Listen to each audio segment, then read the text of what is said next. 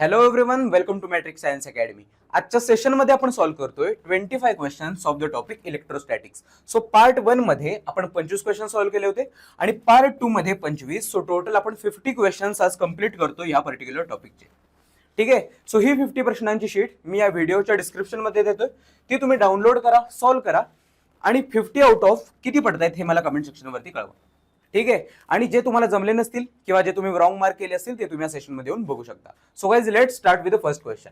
So the first question is capacitance of A capacitor made by a thin metal foil is 2 microfarad. बघा, capacitance दिलाय मला किती, 2 microfarad. ठीक आहे. If the foil is folded with a paper of thickness. बघा, फॉइलला fold केलंय एका पेपरनं विथ थिकनेस 0.15 mm. थिकनेस आहे 0.15 mm. ठीक आहे. Dielectric constant of paper is. बघा, डायइलेक्ट्रिक कॉन्स्टंट दिलाय म्हणजे के दिलाय किती, 2.5. ठीक आहे. Width of paper is. बघा, विड्थ दिले म्हणजे ब्रेड्थ दिले. विड्थ किती आहे, 400 mm. 400 mm. ठीक आहे. देन फाइंड काय करायचंय, फाइंड करायची लेंथ. फॉइलची लेंथ काय असेल आपल्याला फाइंड करायचं. फॉइलची लेंथ काय असेल फाइंड करायचं. बरोबर. मला माहिती आहे कॅपॅसिटन्सचा फॉर्म्युला काय असतो रे, A epsilon naught K by D. बरोबर बरोबर. मला इथं लेंथ आणि ब्रेडथला आणायचंय. कसं आणणार, एरिया काय असतो रे, एरिया असतो लेंथ इंटू ब्रेडथ. बरोबर. Into epsilon not into K by D is C. बरोबर. मला फाइंड काय करायचंय, मला एल फाइंड करायचंय. सो बाकी सगळं त्या बाजूला न्या. डी वरती जाईल, C into D. B epsilon naught K खाली येईल, B epsilon not into K खाली आला इज लेंथ. बरोबर. सो सी किती आहे रे, सी आहे 2 मायक्रो म्हणजे 2 इंटू 10⁻⁻⁶. बरोबर. Into D. डी म्हणजे काय, डिस्टन्स. डिस्टन्स म्हणजे थिकनेस किती आहे, 0.15 mm म्हणजे 0.15 इंटू 10⁻⁻3. बरोबर. अपॉन काय, बी. बी म्हणजे ब्रेडथ म्हणजे विड्थ किती आहे, 400 mm. 400 इंटू 10⁻⁻3. बरोबर. Into epsilon naught. एप्सिलॉन नॉटची व्हॅल्यू किती असते, 8.85 into 10⁻⁻12. 8.85 into 10⁻⁻12 into K. K किती आहे रे, 2.5. के आहे 2.5, 2.5 इज इक्वल टू, हे काय मिळणार आहे आपल्याला, लेंथ मिळणार आहे. बरोबर, लेंथ. ठीक आहे. आता हा सगळा प्रकार आपल्याला सॉल्व्ह करायचा. कसं सॉल्व्ह करणार ह्याला, बघा बघा, इथून ह्या 2 पॉइंट्सला हे 2 पॉइंट जातील. ठीक आहे. 2 इंटू 10⁻⁻6, 10⁻⁻3, 10⁻⁻9. बरोबर. अपॉन खाली काय राहतंय बघा, 400 इंटू 2.5 इंटू 10⁻⁻3, 10⁻⁻12 इज 10⁻⁻15. बरोबर. इंटू वरती कोण राहिलं, वरचा 15 राहिला आणि खाली राहिले 885. खाली राहिले 885 इज इक्वल टू एल. बरोबर. हे असं काहीतरी बनलेलं आहे. ठीक आहे. 15 इंटू 2 असते 30. 30 इंटू 10⁻⁻9 अपॉन बघा, ह्या झिरोचा एक झिरो जर ह्याला दिला तर हा पॉईंट गायब होईल. बरोबर. 25 इंटू 4 असतं 100 आणि एक zero as it is. So हे बनलाय 1000 into 10⁻⁻15 into 885 is equal to L. बरोबर. सो हे काय बनतंय बघा, 30/885. 30/885. ठीक आहे. वरती कोण आहे, 10⁻⁻9 आणि खाली कोण राहणार आहे, 10⁻3, 10⁻⁻12, 10⁻⁻15. बरोबर. 10⁻3, 10⁻⁻15 इज 10⁻⁻12. बरोबर, इज इक्वल टू एल. ठीक आहे. सो 30/885 इज काय बनेल, 10⁻⁻12 वरती गेला +12, +12 -9 is 10⁻3 is equal to L. बरोबर. सो हे किती बनणार आहे, एल किती बनणार आहे, एल बनणार आहे 30 इंटू 10⁻3 म्हणजे 1, 2, 3. बरोबर. Upon 885.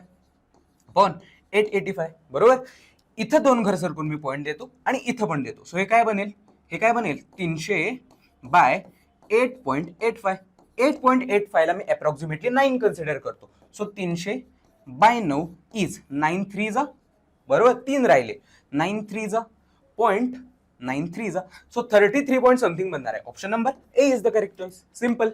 Next, a parallel plate air capacitor has a capacitance of 100 microfarad. बघा, पहिल्यांदा एअर होती म्हणजे K1 होता. ठीक आहे. जेव्हा K1 होता तेव्हा कॅपॅसिटन्स होता 100. तेव्हा कॅपॅसिटन्स होता 100. ठीक आहे. The plates are at distance D apart, ह्यांच्यातलं डिस्टन्स आहे डी. ठीक आहे. If a slab of thickness T and dielectric constant phi is introduce between the plates. बघा या प्लेट्सच्या मध्ये आपण एक डायइलेक्ट्रिक स्लॅब थिकनेस टी चा टाकून दिला. सपोज हा डायइलेक्ट्रिक आहे, याचा थिकनेस आहे टी. ठीक आहे. आणि त्याचा डायइलेक्ट्रिक कॉन्स्टंट आहे 5, याचा के आहे 5. ठीक आहे. Then capacitance will be, capacitance काय असेल त्याला मी सी डॅश म्हणतो. सी डॅश काय असेल आपल्याला फाइंड करायचंय. बरोबर. मला माहिती आहे कॅपॅसिटन्सचा फॉर्म्युला काय असतो, A epsilon naught K by D. बरोबर. सो इथून मला समजतंय capacitance is directly proportional to K. बरोबर. सो जर के वाढला तर कॅपॅसिटन्स पण वाढणार आहे. बरोबर. पहिल्यांदा के होता 5, नंतर के किती झाला, नंतर के झाला 5. पहिल्यांदा के होता 1, नंतर के झाला 5. बरोबर. सो के 5 टाइम्स झालाय, के 5 टाइम्स न वाढलाय. बरोबर. सो के 5 टाइम्स झाला असेल तर सी पण 5 टाइम्स व्हावं लागेल. सी ला पण आता 5 टाइम्स व्हावं लागेल. सो सी आता किती होणार आहे, सी किती होणार आहे, पहिल्यांदा होता 100, आता होईल तो 500. आता होईल तो 500, पण तो 500 पेक्षा थोडा कमी असला पाहिजे, कारण टी हा छोटा आहे डी पेक्षा. बरोबर. सो कॅपॅसिटन्स पण थोडा छोटा असला पाहिजे 500 पेक्षा. 500 पेक्षा छोटा मला 200 दिसतोय. So approximately 200 is the correct. समजतंय. Next, an electron enters between two horizontal plates separated by 2 mm. बघा डिस्टन्स दिले 2 mm, डिस्टन्स आहे 2 mm, having potential difference म्हणजे V दिलाय 100, V दिलाय 1000, सॉरी V आहे 1000. ठीक आहे. फोर्स किती असेल फाइंड करायचे. फोर्स काय असेल फाइंड करायचे इलेक्ट्रॉन वरती. बरोबर. मला माहिती आहे फोर्स, इलेक्ट्रोस्टॅटिक फोर्सचा फॉर्म्युला काय असतो, Q × E. बरोबर. आता चार्ज काय असणार आहे बघा, इलेक्ट्रॉन आहे, इलेक्ट्रॉन वरती चार्ज किती असतो, 1.6 × 10⁻⁻⁹. बरोबर. आणि ई काय असणार, ई असणार आहे V बाय डी. फॉर्म्युला माहिती आहे, ई असतो V म्हणजे 1000 बाय डी. डी किती आहे 2 mm म्हणजे 2 × 10⁻⁻3. बरोबर. सो हे काय बनणार आहे बघा, 1.6 अपॉन 2 इज 0.8. बरोबर. 10⁻⁻⁹, 10⁻+3, 10⁻⁻16. बरोबर. अपॉन 10⁻⁻3. सो हे काय बनतंय 0.8 × 10⁻⁻16 + 3 इज 10⁻⁻13. बरोबर. सो 0.8 × 10⁻⁻13 म्हणजेच 8 × 10⁻14. Option number C is the correct. समजतंय. Simple. Next, 3 capacitors of capacitance 3, 9 आणि 18. ठीक आहे. Connected once in series and another time in parallel. बघा पहिल्यांदा तिघांना सिरीज मध्ये कनेक्ट केलं आणि नंतर तिघांना पॅरलली कनेक्ट केलं, 1, 2 आणि 3. ठीक आहे. कोण कोण आहे, 3, 9 आणि 18. 3, 9 आणि 18. 3, 9 आणि 18. ठीक आहे. फाइंड काय करायचंय, the ratio of CS by CP. इथला कॅपॅसिटन्स असणार आहे CS, इथला कॅपॅसिटन्स असणार आहे CP. आपल्याला फाइंड करायचंय CS बाय CP. काय असेल फाइंड करायचंय. बरोबर. CS चा फॉर्म्युला काय असतो रे, 1/CS is 1/C1 + 1/C2 + 1/C3. बरोबर. So 1/CS is 1/3 + 1/9 + 1/18. बरोबर. सो ह्यांचा एलसीएम काय येणार आहे, 1/CS इज इक्वल टू ह्यांचा एलसीएम येईल 18, 3 6 जा + 9 2 जा + 18 1 जा. बरोबर. 6 आणि 2 8 + 1 9, 9/18 इज 1/2. सो CS मला किती मिळेल, CS मला मिळाला आहे 2. उलट करा, CS मला मिळाला आहे 2. समजतंय. आता CP फाइंड करू. CP काय असतो रे, CP असतो C1 + C2 + C3. Simple. C1 + C2 + C3 म्हणजे 3 + 9 इज 12 + 18 इज 30. सो 2 आणि 30, 2 आणि 30 म्हणजे 2/30 is 1/15. 1/15 is option number C is the correct choice. Simple. Next, a charge Q is divided into 2 parts. बघा Q चार्जला 2 part मध्ये divide केलं. कोणत्या कोणत्या, Q आणि Q - Q 2 मध्ये डिवाइड केलं. एक आहे Q आणि दुसरा आहे बघा, एक आहे छोटा Q, सॉरी एक आहे छोटा Q आणि दुसरा आहे Q - Q. दुसरा आहे Q - Q. If the coulomb repulsion between them when they are separated is to be maximum. बघा कुलम फोर्स मॅक्सिमम सांगितलंय, म्हणजे फोर्स यांच्यामधला मॅक्सिमम आहे असं त्याने आपल्याला सांगितले. ठीक आहे. आपल्याला फाइंड काय करायचंय, द रेशो ऑफ Q/Q. आपल्याला क्यू बाय क्यूचा रेशो फाइंड करायचा. ठीक आहे, कसं फाइंड करणार बघा. मला माहिती आहे कुलम फोर्सचा फॉर्म्युला काय असतो रे? कुलम फोर्सचा फॉर्म्युला असतो 1/4πε0 Q1 Q2 बाय R². हा त्याचा फॉर्म्युला असतो, बरोबर. आता त्यांनी काय सांगितलं क्वेश्चन मध्ये, हा फोर्स मॅक्सिमम असला पाहिजे. हा फोर्स मॅक्सिमम असला पाहिजे म्हणजे तुम्ही मॅथ्स मध्ये शिकला असाल, मॅक्सिमम आणि मिनिममसाठी जर फोर्स मॅक्सिमम असेल तर dF बाय dQ 0 असला पाहिजे, त्यांचा डेरिव्हेटिव्ह 0 असला पाहिजे जर तो मॅक्सिमम असेल तर, बरोबर. मॅक्सिमम मध्ये तुम्ही शिकला असाल. ठीक आहे, सो हे जर 0 असेल तर d by dq of force किती आहे? 1/4πε0 Q1 Q2. बघा चार्जेस कोणते कोणते? Q मायनस Q आणि Q minus Q upon R². यांच्यातलं डिस्टन्स असेल R. सपोज यांच्यामध्ये डिस्टन्स आहे R, सो R². ठीक आहे, हे काय असलं पाहिजे? 0 असलं पाहिजे, बरोबर. आता इथून कॉन्स्टंट वाले बाहेर येतील. कोण कॉन्स्टंट आहेत? 1/4πε0 आणि R² हे कॉन्स्टंट आहेत. आतमध्ये कोण राहील? d by dQ of Q न आतमध्ये मल्टिप्लाय करा, Q into Q minus Q² हे आतमध्ये राहतील, इज इक्वल टू 0. हा सगळा प्रकार पलीकडे जाईल आणि 0 बनेल. सो राहणार काय अरे? d by dQ of Q into Q minus d by dQ of Q², बरोबर, इज इक्वल टू 0. समजतंय? सो Q कॉन्स्टंट आहे, डेरिव्हेटिव्हच्या बाहेर येईल. dQ बाय dQ येणार आहे 1 minus d by dx of x². काय असतं? 2 इंटू एक्स म्हणजे 2 into Q is equal to 0. सो Q इज इक्वल टू मायनस 2Q पलीकडे जाईल प्लस 2Q. सो Q बाय Q काय मिळणार आहे? 2. सो Q by Q is equal to 2 असेल तर option number delta is the correct choice. समजतंय का? Next question number 31. A cube of a metal is given A positive charge. बघा क्यूबला पॉझिटिव्ह चार्ज दिलाय. सपोज हा क्यूब असेल, या क्यूबला आपण Q एवढा पॉझिटिव्ह चार्ज दिला. ठीक आहे, फाइंड काय करायचंय? कोणतं स्टेटमेंट ट्रू असेल आपल्याला फाइंड करायचंय, बरोबर. सपोज मी या क्यूब वरचा एक एरिया कन्सिडर करतो. हा एरिया असेल ds, बरोबर. आता एरिया वेक्टर कसा असणार आहे रे? एरियाला परपेंडिक्युलर असेल ds बार. ठीक आहे, हा आहे एरिया वेक्टर. ठीक आहे, आता मला माहिती आहे फ्लक्सचा फॉर्म्युला काय असतो रे? EDS cos theta. EDS cos theta हा फ्लक्सचा फॉर्म्युला आहे, बरोबर. आता त्यांनी ह्या क्यूबला जर Q एवढा चार्ज दिला असेल तर ह्याच्यामधून फ्लक्स लाईन्स बाहेर पडणार आहेत, बरोबर. सो DS मला मिळालाय.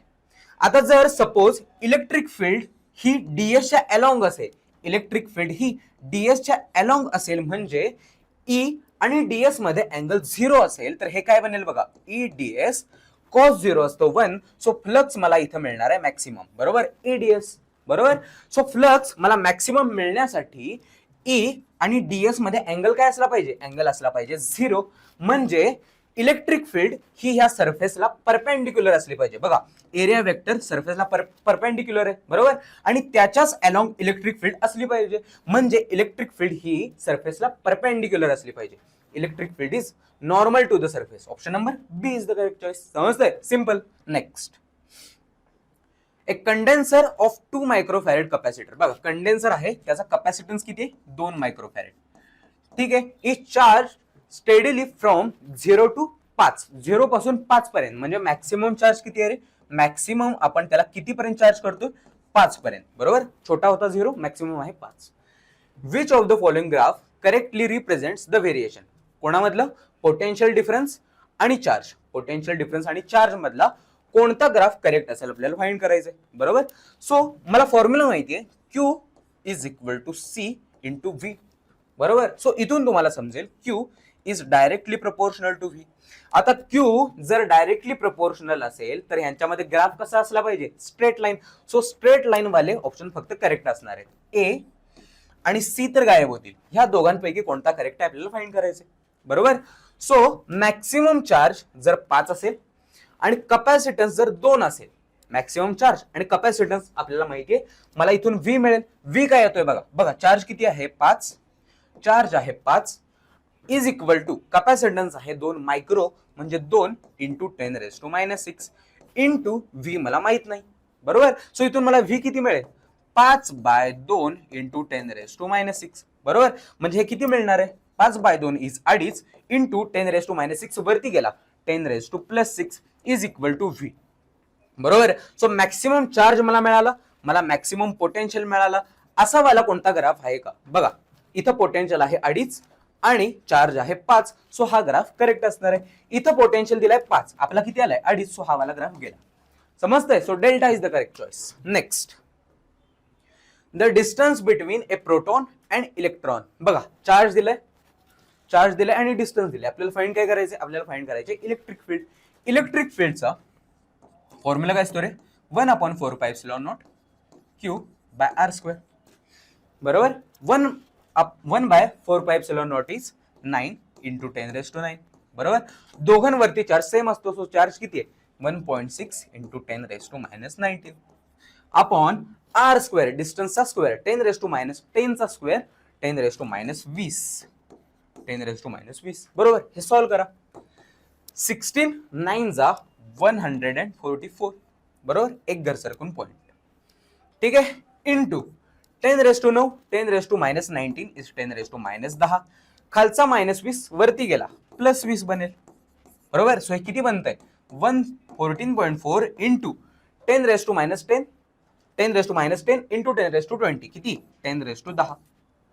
बरोबर. सो हे किती बनणार आहे? 10 ने जर मी मल्टिप्लाय डिवाइड केलं तर 1.44 into 10⁻11. 1.44 into 10⁻11. Option number C is the correct choice. Simple. Next, a charge of 10⁻⁹ coulomb. बघा चार्ज दिले is placed on each of the 64 identical drops. 64 identical drops आहेत. बघ सपोज छोटे छोटे 64 आयडेंटिकल ड्रॉप्स आपण consider करू. ठीक आहे. किती ड्रॉप्स आहेत? 64. नंबर ऑफ ड्रॉप्स आहेत 64. ठीक आहे. चार्ज किती आहे प्रत्येक ड्रॉप वरती? छोटा क्यू मीन्स छोटा ड्रॉप वरचा चार्ज किती? 10⁻⁹ कुलम. ठीक आहे. रेडियस किती आहे ड्रॉपलेटची? ड्रॉपलेटची रेडियस आहे 2 सेंटीमीटर. ठीक आहे. They are then combined to form a bigger drop. आता ह्या सगळ्यांना एकत्र केलं आणि आता आपण मोठा ड्रॉप बनवला. ह्या सगळ्यांना एकत्र केलं आणि मोठा ड्रॉप बनवला. ठीक आहे. Find the potential. आता ह्याचा पोटेन्शियल किती असेल आपल्याला फाइंड करायचंय. ह्याचा पोटेन्शियल किती असेल फाइंड करायचंय. मला माहिती आहे पोटेन्शियलचा फॉर्म्युला काय असतो रे? 1/4πε0 Q/r. बरोबर. सो मला पोटेन्शियल फाइंड करण्यासाठी Q माहित असला पाहिजे आणि R माहित असला पाहिजे. कोणाचा? मोठ्या ड्रॉपचा. बरोबर. सो मोठ्या ड्रॉपचा चार्ज किती बनणार आहे? बघा छोट्या ड्रॉप वरती एवढा चार्ज असेल तर ह्या सगळ्यांना एकत्र केलं किती ड्रॉप्स आहेत? 64. सगळ्यांना एकत्र केलं तर चार्ज किती बनेल? 64 इंटू एका ड्रॉप वरचा चार्ज किती आहे? 10⁻⁹. सो हा चार्ज बनणार आहे मोठ्या ड्रॉप वरचा. समजतंय? आणि रेडियस मोठ्या ड्रॉपची किती बनणार आहे? मोठ्या ड्रॉपची रेडियस इज मोठा आर. तुम्ही मेकॅनिकल प्रॉपर्टीज मध्ये शिकला असाल मोठा आर आणि छोटा आर मध्ये काय रिलेशन असतं? आर इज n⁻⁻³ इंटू छोटा आर. बरोबर. एन किती आहे रे? 64 1/3. 64 चा क्यूब रूट असतो 4 इंटू आर किती आहे? आर आहे बघा आर किती दिलाय? 2 सेंटीमीटर म्हणजे 2 इंटू 10⁻². बरोबर. सो किती बनतंय? 8 इंटू 10⁻². आर मला मिळाला, क्यू मला मिळाला. ह्याच्यामध्ये टाका आणि सॉल्व्ह करा. 1/4πε0 इज 9 इंटू 10⁻9 इंटू क्यू किती आहे? 64 इंटू 10⁻⁻9 अपॉन आर किती आहे? आर आहे 8 इंटू 10⁻². बरोबर. हे सॉल्व्ह करायचं. 8 1 जा 8, 8 8 जा 9 8 जा 72. सो हे किती बनतंय? 10⁻9 10⁻⁻9 कॅन्सल होईल. -2 वरती जाईल 10⁻+2. बरोबर. 72 इंटू 10⁻2 म्हणजे 10 ने मल्टिप्लाय डिवाइड करा 7.2 into 10⁻3. 7.2 into 10⁻3. Option number beta is the correct choice. समजतंय? Next, the magnitude of electric intensity E. Electric intensity मला दिली ई. ठीक आहे. Is such that an electron is placed in it would experience an electric force is equal to weight. बघा electric force हा वेटला equal असला पाहिजे. Electric force हा वेटला इक्वल असला पाहिजे. बरोबर. वेट किती असतं रे? वेट असतं mg. बरोबर. इलेक्ट्रिक फोर्सचा फॉर्म्युला काय असतो? इलेक्ट्रिक फोर्सचा फॉर्म्युला असतो Q इंटू ई. बरोबर. आपल्याला फाइंड करायचंय. आपल्याला काय फाइंड करायचंय? आपल्याला ई फाइंड करायचंय. ई काय असेल आपल्याला फाइंड करायचंय. बरोबर. ई काय असणार आहे इथून? ई काय असेल? mg बाय वरचा क्यू खाली जाईल mg बाय क्यू. आता electric field intensity such that electron दिलाय, इलेक्ट्रॉन वरती चार्ज किती असतो, इलेक्ट्रॉन वरती चार्ज असतो E, so mg by E. Option number C is the correct choice. Simple. Next, finite ladder is constructed by connecting several section. बघा, एक ladder construct केले 2 आणि 4च्या कॅपॅसिटन्स पासून. ठीक आहे. फाइंड काय करायचंय, capacitor combination as shown in figure. It is terminated by capacitor of capacitance C.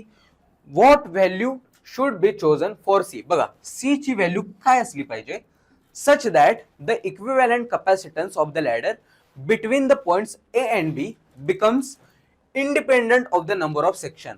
बघा, फाइंड काय करायचंय, आपल्याला C ची व्हॅल्यू फाइंड करायची सो दॅट ह्याचा इक्विव्हॅलंट कॅपॅसिटन्स हा या सेक्शन वरती डिपेंड करणार नाही.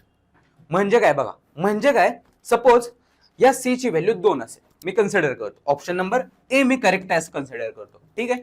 सपोज या C ची व्हॅल्यू असेल 2, C ची व्हॅल्यू असेल 2, सो 4 आणि 2 सिरीज मध्ये, 4 आणि 2 सिरीज मध्ये, म्हणजे यांचा कॅपॅसिटन्स किती बनेल, product upon sum 4 × 2 upon 4 + 2 is 6. So हा किती बनतोय, 8/6. हा बनतोय 8/6. बघा, इथला कॅपॅसिटन्स मला मिळाला, इथला कॅपॅसिटन्स मला मिळाला 8/6. आता हा 8/6 आणि 2 आहे पॅरलल मध्ये, सो इथला कॅपॅसिटन्स किती बनेल, 8/6 + 2 म्हणजे किती, 6 × 2 12 + 8 इज 20/6. म्हणजे इथला कॅपॅसिटन्स मला मिळतोय 20/6. ठीक आहे. सो आता इथं मला हे सगळं गायब झालंय आणि इथं कॅपॅसिटन्स किती मिळालाय, 20/6.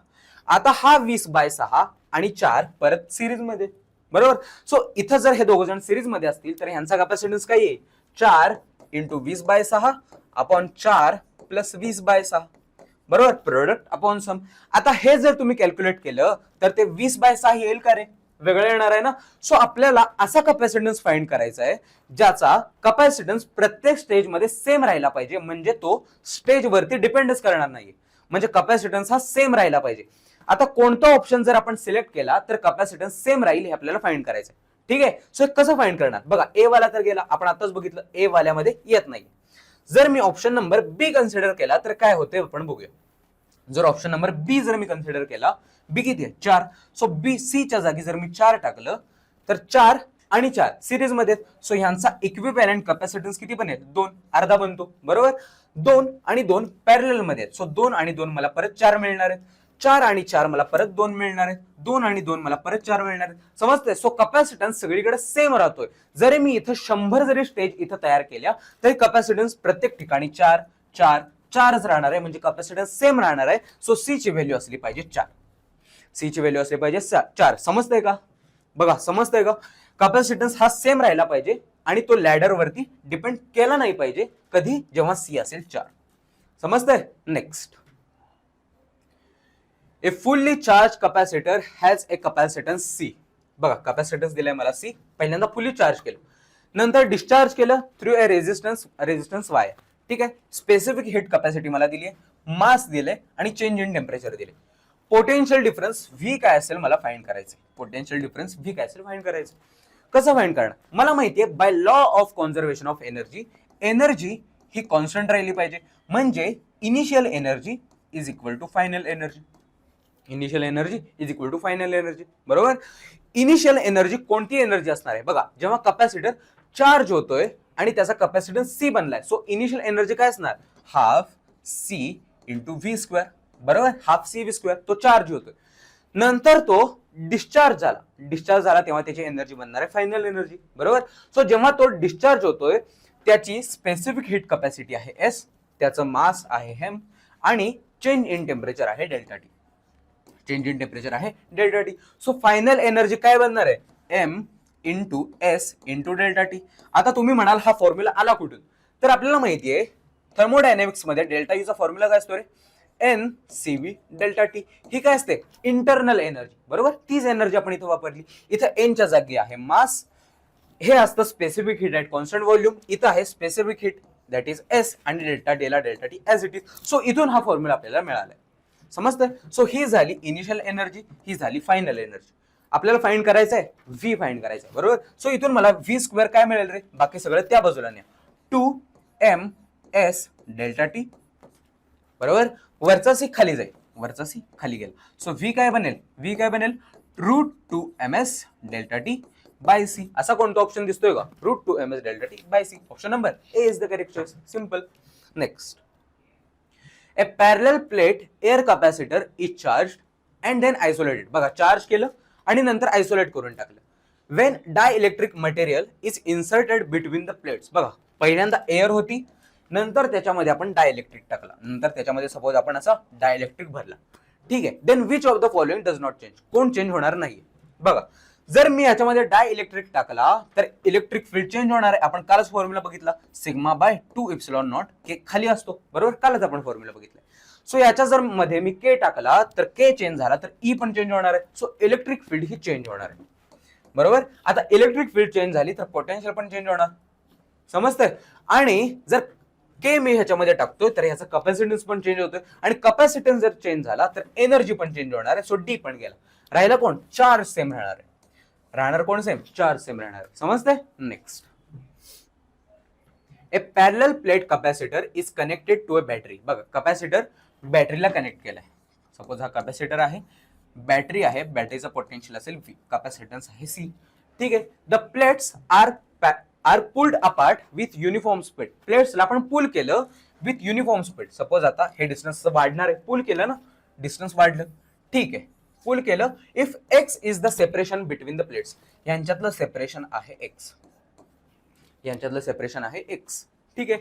The time rate of change of electrostatic energy. आपल्याला फाइंड काय करायचं, the rate of change of electrostatic energy. Rate of change of electrostatic energy म्हणजे D E by D. D E by D काय असेल आपल्याला फाइंड करायचं, बरोबर. ई म्हणजे काय रे, इलेक्ट्रोस्टॅटिक एनर्जी. इलेक्ट्रोस्टॅटिक एनर्जीचा फॉर्म्युला काय असतो, half C V square capacitor साठी, बरोबर. आपल्याला फाइंड काय करायचंय, डीई बाय डी. सो दोन्हीकडे जर मी डेरिव्हेटिव्ह घेतला तर डीई बाय डी मला काय मिळेल, हाफ कॉन्स्टंट आहे, डेरिव्हेटिव्हच्या बाहेर येईल. D by D of C. V पण कॉन्स्टंट आहे, तो पण डेरिव्हेटिव्हच्या बाहेर येईल, तो पण डेरिव्हेटिव्हच्या बाहेर आला, सी आतमध्ये राहणार आहे, बरोबर. So half into V square, half into V square D by D T of कॅपॅसिटन्सचा फॉर्म्युला काय असतो, A epsilon not by K आहे 1, के तर 1 आहे, बाय डी डिस्टन्स किती आहे, एक्स आहे, डिस्टन्स आहे एक्स. ठीक आहे. So A epsilon not constant असतात, ते बाहेर येणार. So half V square A epsilon not बाहेर आले, डेरिव्हेटिव्ह मध्ये कोण राहणार आहे, D by D T of 1 by X, बरोबर. सो हे किती बनतंय बघा, हे सगळं as it is, half V square A epsilon not 1 by एक्सचा डेरिव्हेटिव्ह असतो -1 by X square into D X by D T, बरोबर. सो इथून तुम्हाला समजेल डीई बाय डी टी, इथून तुम्हाला समजेल D E by D T is directly proportional to 1 by x square. d by dt is directly proportional to 1 by x square. So de by dt is directly proportional to x square. जर वरती गेला x raised to -2. Option number alpha is the correct choice. Simple A. ठीक आहे. Next, the energy stored. बघा, एनर्जीचा formula विचारलाय, C आणि V, half C V square. Option number delta. Simple. Next, question number 41. A thin metal plate P is inserted halfway between the plates of parallel plate capacitor of capacitance C. बघा, पहिल्यांदा capacitor होता, त्याची capacity होती C. आता काय केलं, ह्या capacitor मध्ये आपण एक पॅरलल प्लेट टाकून दिली, ह्यांच्यामध्ये आपण एक प्लेट टाकली. सपोज ही ती प्लेट असेल, ह्यांच्यामध्ये आपण पॅरलल एक प्लेट टाकली. ठीक आहे. तर आता कॅपॅसिटन्स किती असेल फाइंड करायचं. ह्या कॅपॅसिटन्सला मी C डॅश म्हणतो. ठीक आहे. बघा, C काय असणार आहे रे, फॉर्म्युला यूज करा, A epsilon not by D, बरोबर. के तर 1 आहे, एअर आहे. ठीक आहे. सी डॅश काय असेल, बघा, इथं जर मी या दोघांच्या मध्ये प्लेट टाकली तर चेंज काय होणार आहे, इथं जर सपोज डिस्टन्स असेल डी, आता मी मध्ये प्लेट टाकले, सो यांच्यामधला डिस्टन्स डिवाइड होणार आहे, डी बाय 2 आणि डी बाय 2, बरोबर. सो आता हे दोन कॅपॅसिटर्स मला मिळाले, हे दोन कॅपॅसिटर मला मिळालेत, आणि हे दोन कॅपॅसिटर सिरीज मध्ये. सो सिरीज साठी नेट कॅपॅसिटन्स काय बनणार आहे, नेट कॅपॅसिटन्स काय बनेल, 1 bye C1 plus 1 by C2, बरोबर. सो 1 बाय C1 काय असणार, ह्या कॅपॅसिटरचा कॅपॅसिटन्स काय असेल, A epsilon not by D, D किती आहे, D bye 2 plus 1 by C2 ह्याचा capacitance A epsilon not by D. याचा डी किती आहे? D by two. बरोबर. सो हा खालचा डी बाय टू वरती जाईल, हे काय बनणार आहे? D by two epsilon not plus खालचा डी बाय टू वरती गेला D by two A epsilon not. So हे किती बनेल? 2d plus 2d upon 2a epsilon not. So 2 गायब होतील. D by A epsilon not is 1 by C dash, is 1 by C dash. बरोबर. So इथून मला सी डॅश किती मिळेल? C dash is A epsilon not by D. अरे ए epsilon not by D म्हणजे काय होता? सी होता. सो सी डॅश हा सी ला इक्वल असणार आहे. सी डॅश हा सी ला इक्वल असणार आहे. Option number beta is the correct choice. समजतंय? Next question number 42. A charge particle of mass. बघा चार्ज पार्टिकल आहे, त्याचा मास आहे 5 × 10⁻⁵. ठीक आहे. Is held in a stationary space. ह्याला स्टेशनरी स्पेस मध्ये ठेवलं. In an electric strength. बघा ह्याला आपण इलेक्ट्रिक फील्ड मध्ये ठेवलाय आणि इलेक्ट्रिक फील्डची स्ट्रेंथ आहे 10⁻⁷. ठीक आहे. The charge on the particle. ह्या पार्टिकल वरती किती चार्ज असणार आहे आपल्याला फाइंड करायचंय. बरोबर. या पार्टिकल आपण व्हर्टिकली डाऊनवर्ड सोडले, तो आता खाली पडतो. बरोबर. सो जर तो खाली पडत असेल तर त्याच्यावरती फोर्स किती असणार आहे? त्याच्यावरती फोर्स असणार आहे mg. आणि हा फोर्स कोणाला इक्वल असेल? हा फोर्स इक्वल असेल इलेक्ट्रोस्टॅटिक फोर्सला Q × E. बरोबर. सो आपल्याला फाइंड करायचा आहे Q हा काय बनेल? mg बाय खालचा वरचाही खाली जाईल, वरचाही खाली गेला. मास किती दिले रे? मास दिले 5 × 10⁻⁵. 5 × 10⁻⁵ इंटू जी किती असतो रे? जी असतो 10 अपॉन इलेक्ट्रिक फील्ड किती आहे? 10⁻⁷. इलेक्ट्रिक फील्ड आहे 10⁻⁷. सो हे किती बनेल? 5 × 10⁻⁴ इंटू खालचा 10⁻⁷ वरती गेला 10⁻⁻⁷. बरोबर. सो हे किती बनतंय? 5 × 10⁻⁻11. आता ह्याला मी असं लिहू शकतो अरे 5 × 10⁻⁵ इंटू 10⁻⁻6. असं का लिहिलं? कारण मला आन्सर मध्ये मायक्रो दिसते. बरोबर. सो 10⁻⁻6 म्हणजे micro. 5 × 10⁻⁵ micro. 5 × 10⁻⁵ micro. Option number beta is the correct choice. समजते? Next. Why a Van de Graaff generator is used. Van de Graaff generator आपण कशासाठी यूज करतो? चार्ज पार्टिकलला एक्सेलरेट करण्यासाठी. Option number delta is the correct choice. समजते? Next. An electric charge. बघा charge दिलाय. Is placed at the centre of sphere. हा charge आपण स्पियरच्या सेंटरला ठेवला. रेडियस आहे 1 metre. What is electric flux through the sphere. मला माहिती आहे इलेक्ट्रिक फ्लक्सचा फॉर्म्युला असतो Q by epsilon not. Q by epsilon not. Charge किती आहे रे? चार्ज आहे 8.85 × 10⁻⁻13. बरोबर. अपॉन एप्सिलॉन नॉट ची व्हॅल्यू काय असते? 8.85 × 10⁻⁻12. बरोबर. हे दोन कॅन्सल होतील.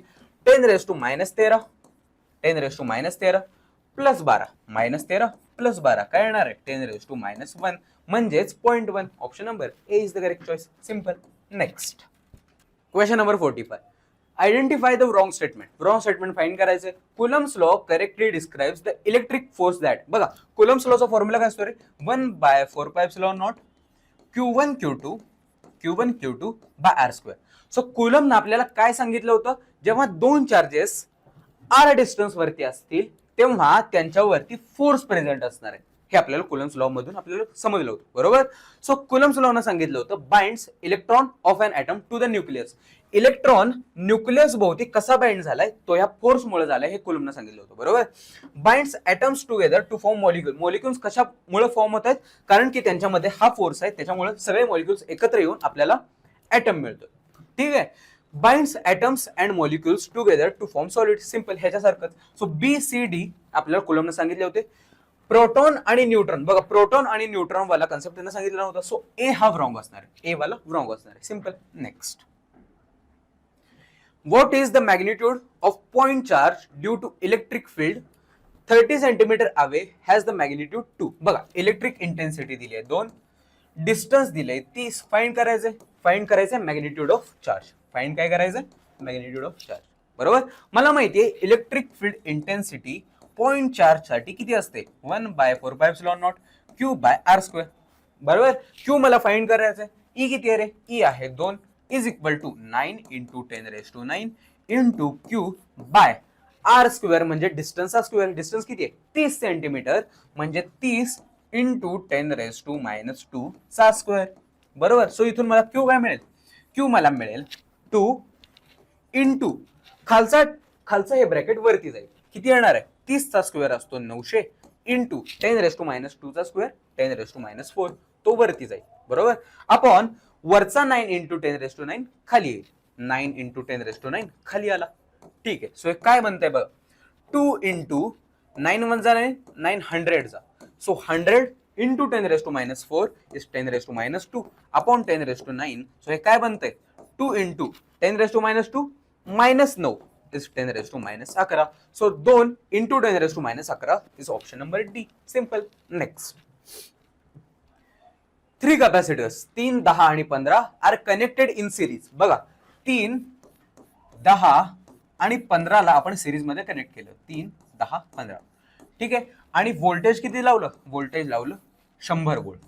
फाइंड काय करायचं? Charge on 15. 15 वरती किती चार्ज असेल हे मला फाइंड करायचं. चार्ज ऑन 15 काय असेल मला फाइंड करायचंय.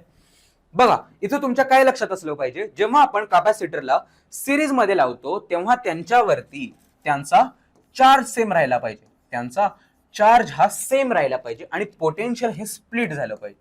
त्यांचं पोटेन्शियल हे स्प्लिट होतं. ठीक आहे. सो चार्ज सेम राहायला पाहिजे म्हणजे 3 वरती जेवढा चार्ज असणार आहे तेवढाच 10 वरती असणार आहे आणि तेवढाच 15 वरती असणार आहे. बरोबर. सो सगळ्यांवरती जेवढा चार्ज असणार तेवढाच प्रत्येकावरती असणार आहे. ठीक आहे. सो नेट कॅपॅसिटन्स इथं किती बनणार आहे बघा, 1/3 प्लस 1/10 प्लस 1/15.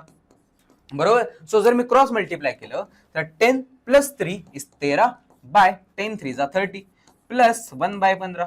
बरोबर.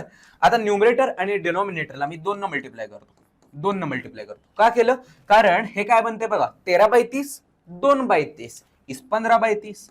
बरोबर. सो 1/CS इज 15/30 म्हणजे 1/2. सो CS मला किती मिळाला? कॅपॅसिटन्स किती मिळाला? 2 जेव्हा सिरीज मध्ये कनेक्ट केलं. बरोबर. सो कॅपॅसिटन्स मला मिळालाय 2. आता तुम्ही म्हणाल हा कशासाठी फाइंड केला? कारण मला फाइंड काय करायचंय? मला फाइंड करायचंय चार्ज. आणि चार्जचा फॉर्म्युला असतो C इंटू व्ही. बरोबर. C किती मला मिळाला? 2. C मला मिळालाय 2 इंटू पोटेन्शियल आहे 100. सो हे किती बनतंय? 200. सो हे बनलं 200. सो टोटल चार्ज किती असणार आहे? 200. आणि हा 3 वरती पण असणार, 10 वरती पण असणार आणि 15 वरती पण असणार. सो कोणाचा जरी विचारला तरी चार्ज हा सेमच असला पाहिजे म्हणजे तो असला पाहिजे 200. Option number beta is the correct choice. समजतंय. Next. The figure gives electric potential as a function of distance through 5 regions on x-axis. Which of the following is true for electric field? Electric field साठी कोणतं relation true असेल आपल्याला find करायचंय. बरोबर. V आणि x चा graph दिलाय. मला माहितीये इलेक्ट्रिक फील्डचा फॉर्म्युला काय असतो रे? डीव्ही बाय डीएक्स म्हणजे rate of change of V with respect to x. बरोबर. आणि डीव्ही बाय डीएक्स च्या अंडरचा ग्राफ मला काय देणार आहे? मला देणार आहे ई. म्हणजे हा ग्राफ मला काय देतोय? Area under the curve. Area under V versus x चा ग्राफ मला काय देणार आहे? मला देणार आहे इलेक्ट्रिक फील्ड. बरोबर. आता ह्यांच्या अंडरचा एरिया जर मला इलेक्ट्रिक फील्ड देत असेल तर एरिया म्हणजे काय असतं रे? एरिया म्हणजे त्यांच्या अंडरचा असतो स्लोप आणि स्लोप म्हणजे असतो टॅन थिटा. बरोबर. सो ज्याचा टॅन थिटा मोठा असेल म्हणजे ज्याचा स्लोप मोठा असेल त्याची इलेक्ट्रिक फील्ड ही जास्त असली पाहिजे. बरोबर. आता बघा 1, 3 आणि 5. 1, 3 आणि 5. 1 मध्ये हॉरिझॉन्टल लाईन आहे, 3 मध्ये हॉरिझॉन्टल लाईन आहे, 5 मध्ये पण हॉरिझॉन्टल लाईन आहे. तिन्ही मध्ये जर हॉरिझॉन्टल लाईन असेल तर तिघांसाठी अँगल हा सेम असला पाहिजे. तिघांसाठी जर टॅन थिटा सेम असेल तर तिघांसाठी इलेक्ट्रिक फील्ड ही पण सेम असली पाहिजे. समजतंय. Tan theta same so E पण सेम. सो 1, 3 आणि 5 साठी ई हा सेम असला पाहिजे. 1, 3, 5 साठी ई हा सेम असला पाहिजे. बरोबर. आता 2 आणि 4 राहिले. 2 आणि 4 साठी काय असेल बघा. 2 आणि 4 साठी काय असेल बघा. 2 साठी हा अँगल असणार आहे थिटा. 2 साठी हा थिटा असेल.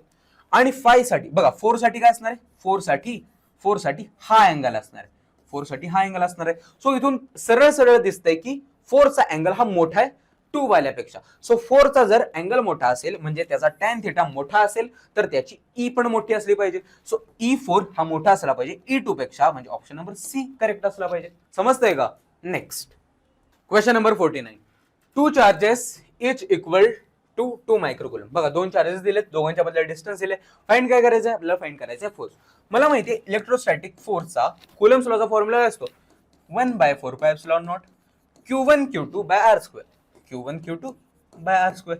बरोबर. So 1/4πε0 is 9 into 10 raised to 9 into Q1 Q2 charges same आहेत. So 2 into 10 raised to -6 into 2 into 10 raised to -6 upon R square.